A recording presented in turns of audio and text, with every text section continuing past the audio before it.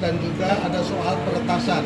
Tetapi untuk sementara yang sekarang ini tercantum di sini adalah soal pembunuhan berencana, pembunuhan dan penganiayaan.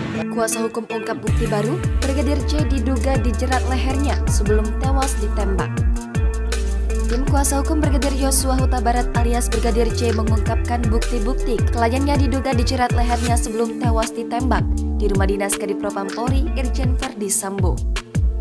Adapun bukti yang dimaksud adalah foto yang menunjukkan kondisi jenazah Brigadir J. Dalam foto tersebut terlihat adanya penganiayaan yang dialami kliennya. Ia menuturkan bahwa ada bekas luka jeratan di leher Brigadir J. Menurutnya, luka itu terlihat seperti luka memar di sekeliling leher kliennya. Lebih lanjut, Kamarudin menduga bahwa Brigadir J dijerat lehernya memakai besi ataupun kawat dari belakang. Namun dugaan ini harus dilakukan pendalaman terlebih dahulu. Polri meminta pihak kuasa hukum keluarga Brigadir Nofriansyah Yosua Huta Barat alias Brigadir J mengajukan permohonan ekshumasi terkait otopsi ulang. Permohonan itu bisa diajukan kepada Bareskrim Polri. Diketahui, ekshumasi merupakan pembongkaran kuburan yang dilakukan pihak berwenang. Satu di antaranya pembongkaran kuburan tersebut adalah untuk otopsi ulang.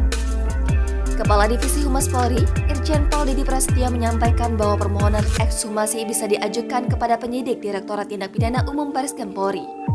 Didi menjelaskan bahwa ekshumasi bisa dilakukan oleh dokter forensik yang memiliki kemampuan mumpuni.